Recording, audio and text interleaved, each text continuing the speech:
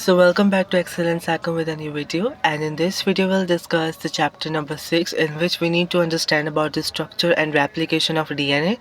We will discuss some nucleic acids and also we'll discuss the protein synthesis यानी कि protein कैसे बनता है.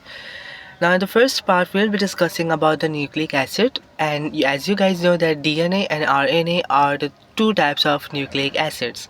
न्यूक्लिक एसिड के मोनोमर होता है न्यूक्लियोटाइड. अब न्यूक्लियोटाइड कैसे बनता है? There is the phosphate group attached to the pentose sugar, and this is also attached to the nitrogenous base. Nitrogenous base हमारे पास दो किस्म की होती हैं, एक प्यूरीन्स भी हो सकती हैं, एक पैरामिडीन्स भी हो सकती हैं. इस पे हम आगे बात करेंगे. सबसे पहले ये समझो कि हमारे पास एक फॉस्फेट ग्रुप अटैच होगा, एक फॉस्फेट ग्रुप, उसी के साथ साथ एक पेंटोस शुगर.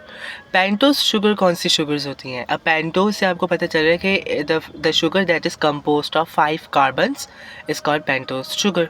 और हमारे पास ये दो किस्म की होती हैं. अगर डीऑक्सीराइबोस शुगर है तो इसका मतलब है कि the structure the nucleotide that is making the nucleic acid is the DNA. ठीक है. और अगर हम बात करेंगे कि हमारे पास एक आरएनए है तो आरएनए में कौन सी शुगर है, कौन सी पेंटोस शुगर है? That is the ribose sugar. तो deoxyribose and ribose are both pentose sugar examples. ठीक है. यानी कि फॉस्फेट ग्रुप तो दोनों में होगा, आरएनए में भी और डीएनए में भी होगी. लेकिन अगर डीएनए में शुगर की बात करें कि कौन सा शुगर होगा तो वो होगा डीऑक्सीराइबोस शुगर. अगर हम आरएनए की बात करें तो आरएनए में कौन सा शुगर होगा? Ribose sugar. अगर आप बोलोगे पेंटोस शुगर तो वो तो दोनों हैं, दोनों 5 कार्बन कंपोस्ट हैं, तो फिर डिटरमिन करना मुश्किल है. इसी के साथ साथ अब हम बात करते चलेंगे नाइट्रोजनस बेस की. तो नाइट्रोजनस बेस हमारे पास दो किस्म की होती है. एक होती है प्यूरीन्स, जो कि हमारे पास प्यूरीन्स बेसिकली हमारे पास दो सर्किल होते हैं. ठीक है. ये मैंने अपने दिमाग में बैठाया हुआ था जब मैं उस टाइम याद कर रहा था, तो इस तरह से मुझे याद हुआ कि मैंने कहा कि भाई दो सर्कुलर स्ट्रक्चर्स प्यूरीन्स है और एक सर्कुलर स्ट्रक्चर पैरामिडियंस है. प्यूरीन्स में हमारे पास दो एग्जाम्पल आती हैं, एडेनाइन एंड ग्वानाइन. अब आपको ये पांचों के पांच नाइट्रोजनस बेस के नाम याद रखने हैं. प्यूरीन्स हमारे पास है एडेनाइन एंड ग्वानाइन. पैरामिडियंस हमारे पास है थाइमाइन, साइटोसाइन एंड यूरेसिल. ठीक है, ये तीन याद कर लो. For the pyrimidines thymine, cytosine and uracil, and for purines हमारे पास नाइट्रोजनस बेस जो कि प्यूरीन्स है यानी कि डबल सर्कुलर स्ट्रक्चर शो कर रही है, that is adenine and guanine. Nucleotides ये स्ट्रक्चर बनाते सारा न्यूक्लियोटाइड्स का. और मैंने आपको बताया था कि न्यूक्लियोटाइड्स हमारे पास मोनोमर है. बहुत सारे मोनोमर्स आपस में मिलकर पॉलीमर बनाते हैं, तो वो पॉलीमर होता है न्यूक्लिक एसिड, जिसको पॉलीन्यूक्लियोटाइड्स भी कहते हैं. न्यूक्लिक एसिड का दूसरा नाम पॉलीन्यूक्लियोटाइड्स, यानी बहुत सारे पॉली का मतलब है बहुत सारे, और न्यूक्लियोटाइड्स यानी कि बहुत सारे न्यूक्लियोटाइड्स, जिसको दूसरा नाम न्यूक्लिक एसिड हम कहते हैं इसको. ठीक. प्यूरीन्स को समझते हैं कि इट इज़ द लार्जर. अब ऑफ कोर्स अब जब डबल सर्कुलर स्ट्रक्चर है, और डबल सर्कुलर स्ट्रक्चर का मतलब है डबल रिंग्ड मॉलिक्यूल्स है. ठीक है. तो इसका मतलब है कि इसका लार्जर स्ट्रक्चर होगा, जबकि पैरामिडियंस पे सिंगल सर्कुलर स्ट्रक्चर होता है तो वो फिर स्मॉलर है. और हमने पढ़ा कि एडेनाइन होता है और ग्वानाइन. अब it's better to understand about the structure as well.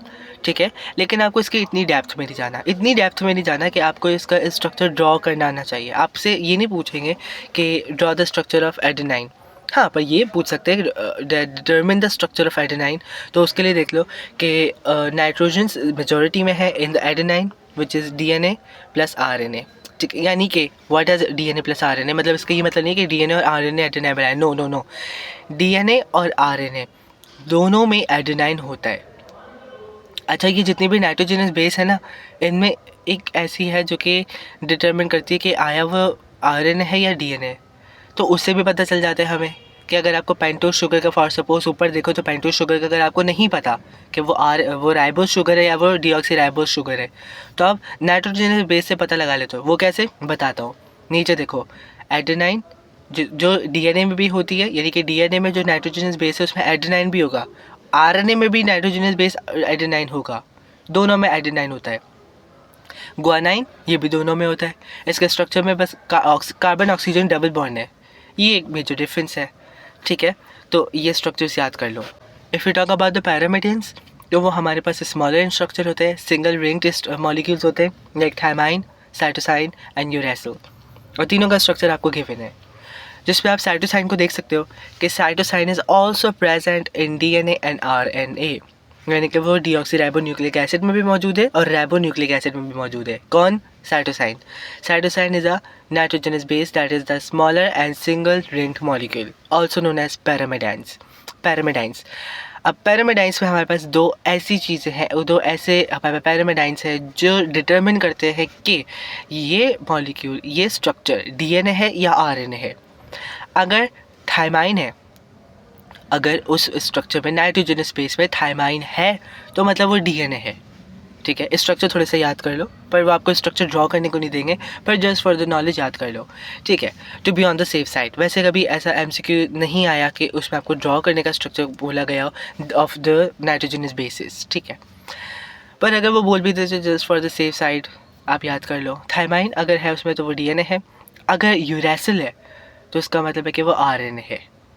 ठीक है, ये मेजर डिफरेंस है DNA और RNA में।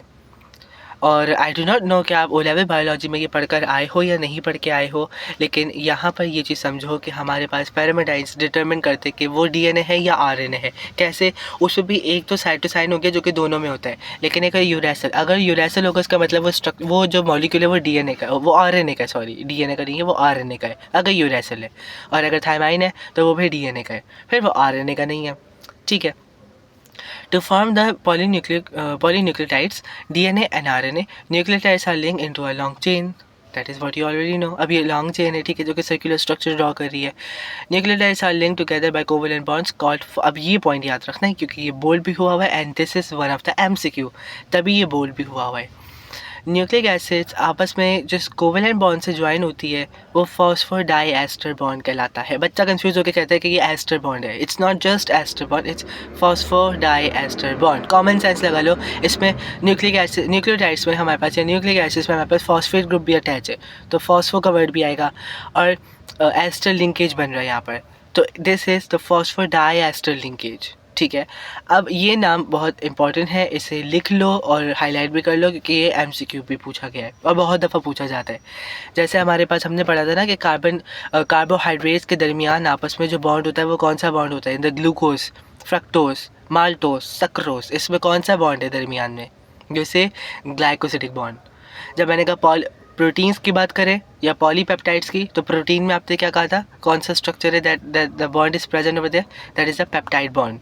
ठीक है, जिसको अमाइड लिंकेज भी कहते हैं, पेप्टाइड बॉन्ड है। इसी तरीके से लिपिड्स की बात करेंगे, अगर फैट्स या ऑयल्स की, तो लिपिड स्ट्रक्चर में हमारे पास ग्लाइसरॉल और फैटी एसिड्स आपस में कैसे ज्वाइन है? By the ester bond.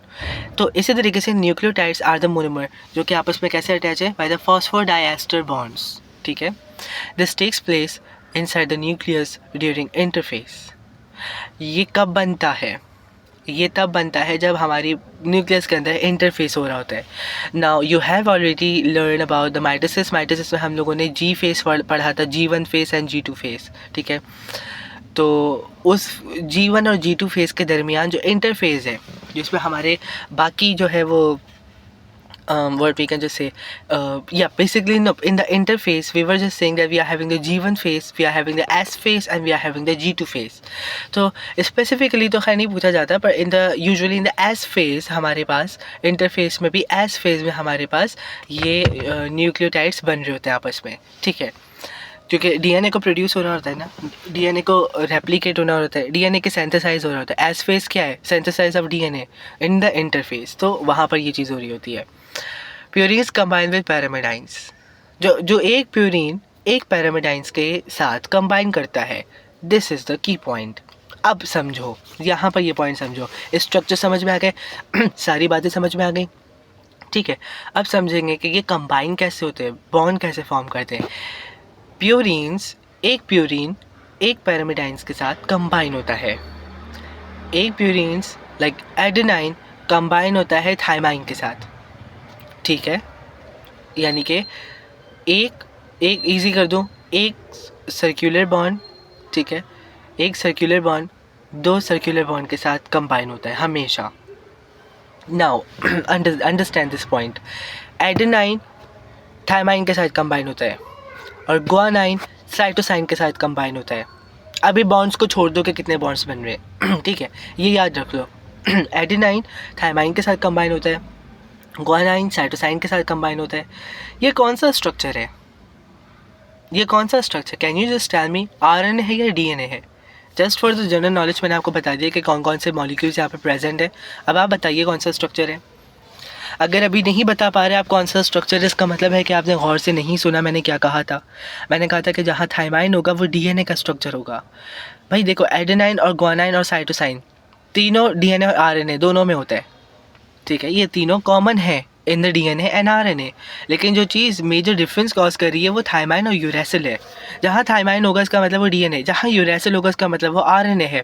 अगर, अब बात समझना, आरएनए और डीएनए में दोनों में हमारे पास जो ग्वानाइन है वो हमेशा बॉन्ड बनाता है साइटोसाइन के साथ, हमेशा। लेकिन जो एडेनाइन है अगर वो थाइमाइन के साथ बॉन्ड बना रहा है तो फिर वो डीएनए है। अगर एडेनाइन यूरेसिल के साथ बॉन्ड बना रहा है तो वो आरएनए है। It's clearly written that in RNA adenine pairs with uracil, यानी कि ऊपर वाला डीएनए है क्योंकि उसमें एडेनाइन के साथ थाइमाइन बॉन्ड बना रहा है। एक और मेजर डिफरेंस याद कर लो, एक और मतलब की पॉइंट याद कर लो, ग्वानाइन और साइटोसाइन हमेशा 3 हाइड्रोजन बॉन्ड्स बनाते, हमेशा, ठीक है। इनके स्ट्रक्चर से भी विजिबल है ये कैसे बन रहे। इनकी डिटेल में जाने तो जाकर देख लो, जूम इन करके देख लो इस स्ट्रक्चर को, और इन केस जस्ट बना भी लो ताकि पता चल जाए ये कैसे 3 हाइड्रोजन बॉन्ड्स बन रहे हैं। But this is the key point, you basically need to know कि हमारे पास 3 हाइड्रोजन बॉन्ड्स बनते हैं in the guanine and cytosine में, ठीक है। 3 हाइड्रोजन बॉन्ड्स बनते हैं। If you talk about the adenine, तो एडेनाइन थाइमाइन के साथ भी डबल बॉन्ड बनाता है, डबल हाइड्रोजन बॉन्ड बनाता है, और एडेनाइन यूरेसिल के साथ भी डबल हाइड्रोजन बॉन्ड बनाता है, ठीक है। ये इसलिए बता रहा हूँ बिकॉज यहाँ से एमसीक्यूज़ आए हैं। ऑफ कोर्स आप पास पेपर्स करो, टॉपिकल्स करो, ईयरलीज करो, पता चलेगा। यहाँ से एमसीक्यूज़ आए कि बताइए कि एडेनाइन और थाइमाइन कितने बॉन्ड्स बनाते हैं हाइड्रोजन के, 1, 2, 3 या 4। तो बच्चा कन्फ्यूज हो जाता है, या फिर वो घुमा फिरा के पूछते हैं कि वो कहते हैं कि ग्वानाइन और साइटोसाइन आपस में कैसे बनाते हैं, या फिर एडेनाइन और थाइमाइन आपस में मिलकर, लाइक एक क्वेश्चन है, एडेनाइन और थाइमाइन आपस में मिलकर डबल हाइड्रोजन बॉन्ड्स बनाते हैं। आप बताइए कि एडेनाइन अगर यूरेसिल के साथ मिलेगा तो फिर कितने बॉन्ड्स बनाएगा? तो the answer is same, 2 bonds, double hydrogen bonds बनाते हैं, ठीक है। सिर्फ ग्वानाइन और साइटोसाइन 3 हाइड्रोजन बॉन्ड्स बनाते हैं, और एडेनाइन अगर थाइमाइन के साथ बॉन्ड बना रहा है या फिर यूरेसिल के साथ, तब भी वो डबल हाइड्रोजन बॉन्ड्स बनाएगा। एंड दिस हाइड्रोजन बॉन्ड्स क्यों बन रहे हैं? स्टेबिलिटी के लिए, ऑफ कोर्स स्टेबिलिटी के लिए बन रहे हैं ना, ताकि वो पकड़ के रखे, स्मूथ स्ट्रक्चर है, सेम रहे, इक्वल रहे, इस वजह से बन रहे हैं। अब इस इमेज में आपको क्लियरली विजिबल होगा कि हमारे पास कैसे एडेनाइन और थाइमाइन आपस में बॉन्ड बना रहे हैं और ग्वानाइन और साइटोसाइन आपस में बॉन्ड बना रहे हैं, ठीक है। यानी कि हमारे पास ये कौन सी चेन हो गई है? न्यूक्लियोटाइड की 2 चेन्स हो गई हैं, एक राइट साइड पे, एक लेफ्ट साइड पे, ठीक है। अब एक और की पॉइंट समझना, वर्ड्स रिटन ओवर हियर, अच्छा इसको हम ये भी कहते हैं, हमारे पास ये देखना, एक बात समझना, हमारे पास जो ये आप यूँ समझ लो कि ऊपर जो एडेनाइन और थाइमाइन लिखा हुआ है, नीचे जो ग्वानाइन और साइटोसाइन लिखा हुआ है ना, ये पूरी एक लंबी सी चेन है, लेकिन इसमें 2 न्यूक्लियोटाइड मौजूद है, न्यूक्लियोटाइड चेन मौजूद है। एक थाइमाइन के साइड पे देखो नीचे लिखा हुआ है आर, थर्ड एंड, ठीक है, 3 एंड, और उसी के नीचे लिखा हुआ है साइटोसाइन के नीचे 5 एंड। ये एक हो गई न्यूक्लियोटाइड चेन। दूसरी साइड पे देखो तो एडेनाइन के साइड पे लिखा है 5 एंड और ग्वानाइन के साइड पे लिखा है 3 एंड। ये दूसरी न्यूक्लियोटाइड चेन हो गई। फिर ये लोग आपस में इस तरह से बॉन्ड बना रहे हैं, लाइक आरएनए आपस में मिलकर बॉन्ड बना रहे हैं ना, तो उसमें जो एडेनाइन है वो थाइमाइन के साथ बॉन्ड बना रहे हैं, दूसरे वाले के साथ ए टी के साथ बॉन्ड बनाता है इन द डीएनए, और ग्वानाइन साइटोसाइन के साथ बॉन्ड बनाते हैं, that is the 3 hydrogen bonds, ठीक है। तो जो एक साइड होती है हमारे पास, अब ये जो साइड्स होती है ना जहाँ पर फॉस्फेट ग्रुप अटैच है, ये फॉस्फेट ग्रुप बेसिकली कहलाता है phosphate deoxyribose backbone. Phosphate deoxyribose backbone, backbone क्यों कह रहे हैं? आप देखो आपकी बॉडी के अंदर जो बैकबोन होती है वो क्या चीज़ प्रोवाइड करती है? स्टेबिलिटी। आपकी मसल्स स्ट्रांग रहती है, स्मूथ रहती हैं, आपकी बॉडी को पकड़ा हुआ है सारी स्केलेटल सिस्टम ने, ठीक है। तो बैकबोन का फंक्शन क्या है? पूरे स्ट्रक्चर्स को संभाल कर स्ट्रेट रखना, मेंटेन रखना, स्टेबल रखना। तो स्टेबिलिटी की वजह से बैकबोन, यहाँ पर ये चीज़ बैकबोन कहलाती है, इसकी वजह से स्ट्रक्चर स्मूथ है, ठीक है। तो ये की पॉइंट था, क्योंकि यहाँ से MCQs I do not exactly know कि एमसीक्यूज़ है, पर थ्योरी जो पूछी गई है पेपर 4 में भी पूछी गई है, in your A2 you can't believe it. A2 में अक्सर AI से रिलेटेड पूरा उठा कर भी दे देते हैं, they are the Cambridge examiners, we can't do anything. वो इस तरह से आपको एग्ज़ाम बना कर दे देते हैं और पेपर 2 में भी पूछे जाते हैं, ठीक ना। अब एक और बात देखो कि हमारे पास जो स्ट्रक्चर है वो थोड़ा सा उल्टा है, ठीक है। एक जगह पर 5 एंड है, that is a free which is having the free phosphate group, जिसके पास फ्री फॉस्फेट ग्रुप है। जहाँ पर फ्री फॉस्फेट ग्रुप है, हम उस जगह को कह रहे हैं कि वो फॉस्फेट डीऑक्सीराइबोस बैकबोन कहला रही है, ठीक है। तो दूसरी साइड देखो, that is a 3 and which is having the free hydroxyl groups. आप फ्री हाइड्रोक्सिल ग्रुप्स को चेक करो ना, आप ग्रुप्स चेक करो कि कौन सी जगह पर क्या क्या चीज़ें अटैच हुई हैं। एच और ओ एच, ठीक है, हाइड्रोक्सिल ग्रुप्स फ्री हैं वहाँ पर, वो बैकबोन नहीं है, वहाँ पे फॉस्फेट नहीं है। जहाँ पे फॉस्फेट है वहाँ की बात करो, ठीक है, which is representing the P as well. ये खैर आप थोड़ा सा आगे समझना भी। देखो, the sides of the ladder of DNA are made up of alternating molecules of phosphate and deoxyribose. Nitrogenous bases that make up rungs of letter have hydrogen bonds between them, ठीक है। They link bases and hold 2 strands together, जो मैंने आपको सारा समझा दिया कि 2 strands है आपस में और ये इस तरह से लिंक्ड है कि थायमाइन और एडेनाइन आपस में बॉन्ड बना रहे हैं और गुआनिन और साइटोसाइन आपस में बॉन्ड बना रहे हैं। DNA molecules are made up of 2 polynucleotide strands lying antiparallel. अब एंटी पैरेलल इसलिए हाईलाइट किया, बोल्ड किया गया है क्योंकि ये अगर आप पेपर 2 में लिखोगे थ्योरी में तो ये एक की पॉइंट है, मेन पॉइंट है। मार्क्स स्कीम में ये नहीं लिखोगे तो मार्क्स भी मिलेगा, और अगर ये P1 का पूछोगे तो ये एमसीक्यू आ चुका है। To each other held by hydrogen bonds between bases. What does it mean? ये बात जो ऊपर अभी समझा था जिसको रोक दिया, that is what's explain over here, anti parallel. अगर एक स्ट्रेट है, देखो अगर एक लाइन सीधी जा रही है ना तो दूसरी लाइन उसके अपोजिट जा रही है, this is called anti parallel. Parallel का मतलब होता है बिल्कुल आमने सामने, लेकिन एंटी पैरेलल का मतलब है एक बिल्कुल आमने सामने लेकिन एक ऊपर जा रही है और दूसरा नीचे, उसका सीक्वेंस। लाइक अगर ऊपर से नीचे ABCD तो दूसरा स्ट्रैंड में उल्टा हिसाब है, वहाँ पर ऊपर है DCBA, क्योंकि वहाँ पर ए नीचे से शुरू हो रहा है। एंटी पैरेलल हो गया, जो ऊपर वाला ए था उसको नीचे घुमा दिया तो एक को रोटेट कर देते और एक को वैसे ही रखते, that's called the anti parallel. I hope you understand about it. ना समझ आए तो फिर कमेंट सेक्शन में पूछ लेना। तो एक जगह पे हमारे पास 3rd एंड होता है टू द 5 एंड और दूसरी जगह पे 5 end to the 3rd end. ये टर्मिनोलॉजी आपको याद करनी क्योंकि यहाँ पर पूछा जाता है आपसे 3 एंड्स एंड द 5 एंड। तो एंड का मतलब बेसिकली है कि आपको ये 3rd and and the 5th and बता रहे हैं। ये आपको मजीद डिटेल में समझना है तो फिर माइटोसिस भी आप समझ सकते हो, वैसे इतनी डिटेल रिक्वायर है नहीं यहाँ पर। Now let's talk about the semi conservative replication of DNA. जब डीएनए देखो डीएनए रेप्लिकेट हो रहा होता है ना, यानी कि डीएनए की रेप्लिकेशन जो आपको अपनी माइटोसिस में पढ़ के आया, तो ये सेमी कंजर्वेटिव की होती है। यानी कि डीएनए देखो खुद एक बात समझना, आपका एक सेल है और उसे एक नया सेल बनाना है और उस जैसा बनाना है, तो वो जो डीएनए ना, अब डीएनए डबल स्ट्रैंडेड होता है, ठीक है। तो एक स्ट्रैंड वहीं पर ही रहेगा, एक स्ट्रैंड निकल कर आ जाएगा to the what can we just say that basically the daughter nuclei में, ठीक है, या द डॉटर न्यूक्लियाई जहाँ पर न्यू सेल बन रहा है, ताकि उसके अंदर वो सारी जीन्स कॉपी मौजूद हो जो कि ओरिजिनल के पास थी। इसको सेमी कंजर्वेटिव रेप्लिकेशन भी कहते हैं। सेमी कंजर्वेटिव रेप्लिकेशन का मतलब है कि कंप्लीट तो नहीं, आप सेमी सर्कल कहते हो ना, हाफ सर्कल, सर्कल को आधा कर लो तो सेमी सर्कल बन जाता है। तो कंजर्वेशन यानी कि चीज़ को कंजर्व कर लेना, जमा कर लेना, ठीक है, स्टोर कर लेना। सेमी का मतलब है आधा स्टोर कर लेना। आधे का मतलब क्या है, यानी कि डीएनए के 2 स्ट्रैंड है, एक उसका अपने पास ही और एक जो है वो आ गया इन द रेप्लिकेशन में। DNA molecules replicate by semi-conservative replication. Half of the original molecule is kept conserved in each of the new molecules. नहीं, वो सारी बात मैं आपको एक्सप्लेन करना चाह रहा था। Double helix of DNA is unwound by enzyme helicase. अब यहाँ पर ये चीज़ समझना, और आई वॉन्ट यू गाइस, एक और चीज़ मैं प्रेफर करूँगा बिकॉज वो चीज़ मैंने भी देखी थी। I do not exactly know if it is on the YouTube.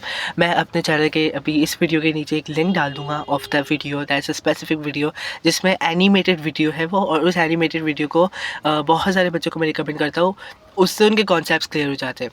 आपको प्रोसेस तो समझ आ जाएगा, लेकिन जब आप देखोगे ना कि अच्छा ऐसे हो रहा है, एनिमेशन वीडियो है वो, उसमें आपको सारी चीज़ें दिखाई हुई हैं, एक इस तरीके से प्रोसीजर हो रहा है फंक्शन का, ठीक। Double helix of DNA, DNA के 2 हेलिक्स जो थे वो अनबाउंड हो जाएंगे बाय एंजाइम हेलिकेस। हेलिकेस का मतलब है, फॉर सपोज देखो सबसे आसान तरीका को बताऊं, जो जिप होती है ना, जिप का क्या मतलब है, जिप का मतलब है कि आप लाइक फॉर सपोज आपने जैकेट पहनी, आपने कोई शर्ट पहनी जिसकी जिप है, तो आपने उसकी जिप को, या आपके बैग है, बैग के आपने जिप को बंद कर दिया, ठीक है, तो वो आपस में जुड़ गई, सही है, बैग क्लोज हो गया, या फिर आपकी जैकेट क्लोज हो गई। आप जिप को नीचे करके खोल रहे हो, तो वो क्या हो रहा है, जिप को जब आप खोल रहे हो तो जिप का एक हिस्सा एक जगह जा रहा है, दूसरा हिस्सा दूसरी जगह, और वो अलहदा हो रहा है, सेपरेट हो रहा है। Make sense? इसी तरीके से it does by splitting hydrogen bonds between basis. Hydrogen bonds को स्प्लिट कर देता है। हमने देखा डीएनए में हमारे डबल हेलिक्स, उसमें ए जो है वो टी के साथ कंबाइन है। जब मैं ए बोलूँ तो समझ आना कि एडेनाइन, जब मैं टी बोलूँ समझ आना थायमाइन, जब मैं जी बोलूँ समझ आना ग्वानाइन, जब मैं यू बोलूँ समझ आना यूरेसिल, जब मैं सी बोलूँ समझ आना साइटोसाइन। तो जी सी के साथ अटैच है विद 3 हाइड्रोजन बॉन्ड्स, और ए टी के साथ अटैच है, because you are talking about the DNA तो मैं यू नहीं बोलूँगा, ए टी के साथ अटैच है by the double bond.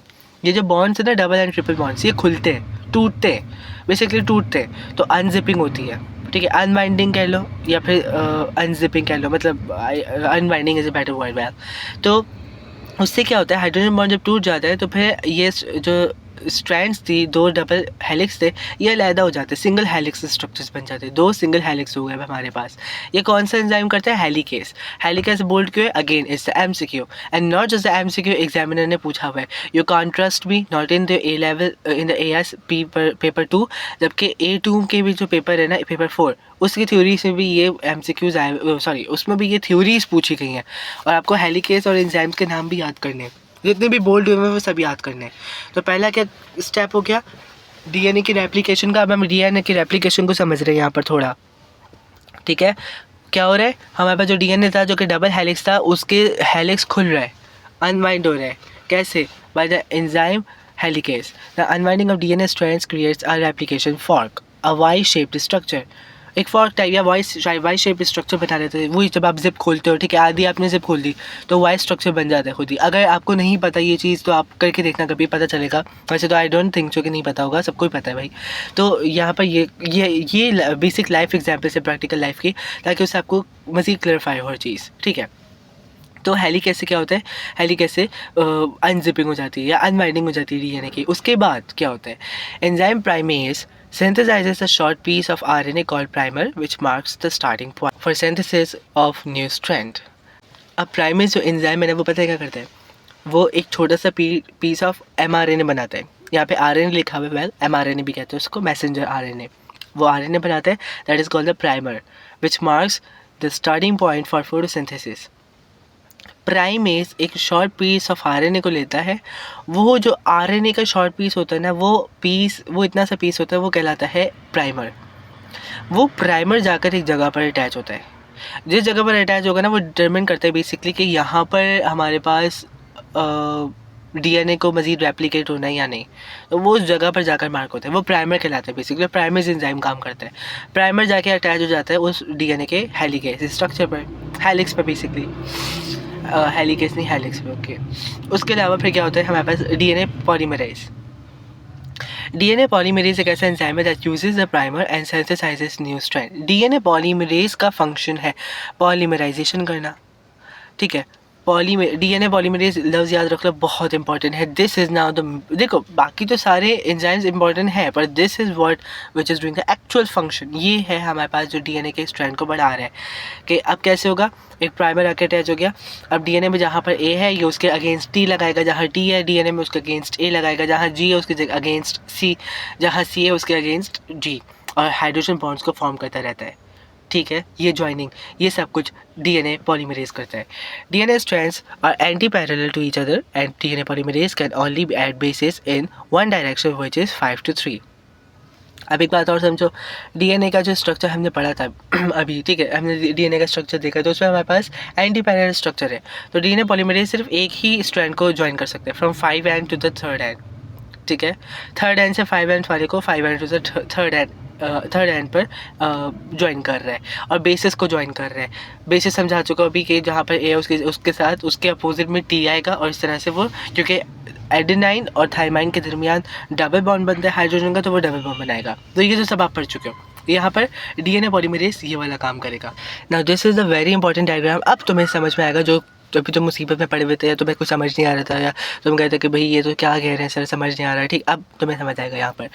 One of the new strands, the leading strand, 2 strand याद रखना। अच्छा, एक और इंपॉर्टेंट पॉइंट, यहाँ पर 2 स्ट्रैंड जिसके हम बात कर रहे थे ना कि डीएनए हमारे पास डबल हेलिक्स स्ट्रक्चर है, तो उसमें जो डबल हेलिक्स, उसमें दो स्ट्रैंड आपस में मिलाकर हेलिकल स्ट्रक्चर बनाते हैं जिसको हम डबल हेलिक्स कहते हैं।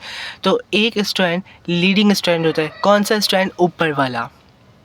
अगर तो डायग्राम दिया हुआ है तो फिर ऊपर वाला कहना है, अगर डायग्राम नहीं दिया हुआ तो फिर अब जिस तरह से नहीं लिखना कि फ्रॉम द अप साइड वाला, ऐसा कुछ नहीं लिखना। फिर लीडिंग स्ट्रैंड होता है और एक होता है लैगिंग स्ट्रैंड। जो लीडिंग स्ट्रैंड है, अगर डायग्राम गिवन है इस तरह से, तो ऊपर वाला जो स्ट्रैंड है वो लीडिंग कहलाता है, वो लीड करता है, ठीक है। और लैगिंग स्ट्रैंड नीचे वाला स्ट्रैंड कहलाता है। लीडिंग स्ट्रैंड हमेशा लीड करता है। लीड करने का क्या मतलब है ये समझो।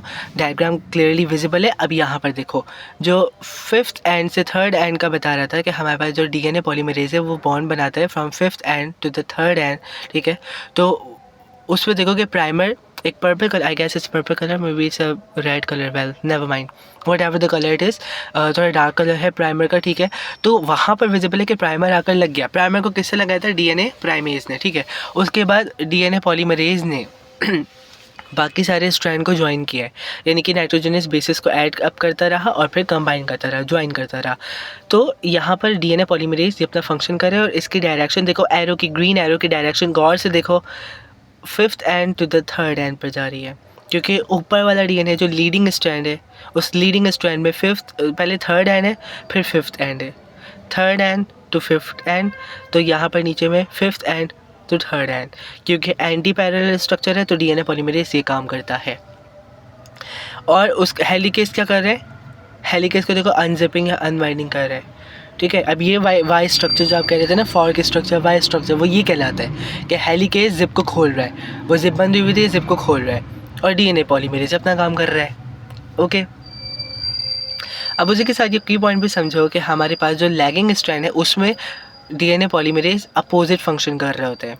लेकिन यहाँ पर एक और चीज़ है, यहाँ पर जो प्राइमर होता है ना, प्राइमेज, वो प्राइमर लगाता है, ठीक है। एक दफ़ा प्राइमर लगा लिया, फिर वो दोबारा प्राइमर लगाता है, फिर वो दोबारा प्राइमर लगाता है, यानी कि एक दफ़ा प्राइमर नहीं लगता, प्राइमर लगता रहता है।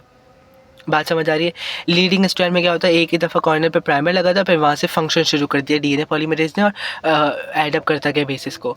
लेकिन जब नीचे वाले लैगिंग स्ट्रैंड की बात करेंगे तो वहाँ पर एक प्राइमर लगा, फिर डीएनए पॉलीमरेज ने अपना फंक्शन किया, फिर दूसरा प्राइमर लगा, फिर अपना फंक्शन कंटिन्यू किया। तो ये क्यों हो रहा है इसको समझते, ठीक है। When using the lagging strand as a template, DNA polymerase adds nucleotides in short stretches called Okazaki fragments to overcome the directionality problem.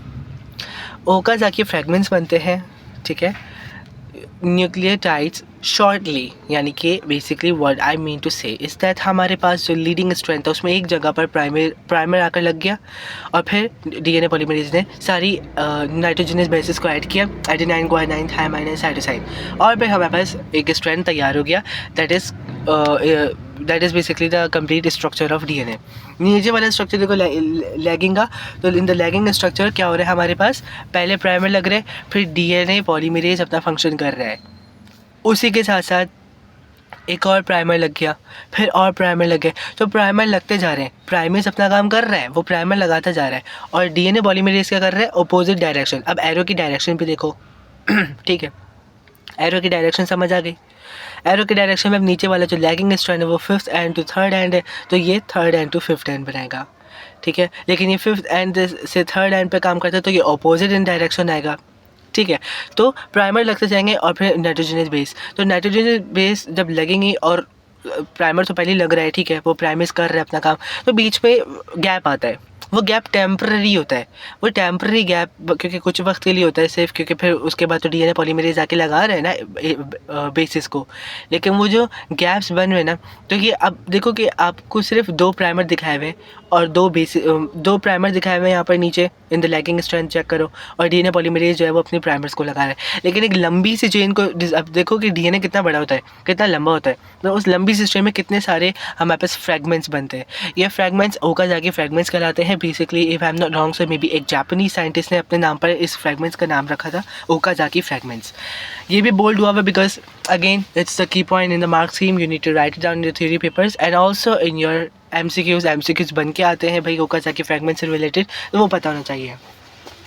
Okazaki fragments leading strand में होता है? नो।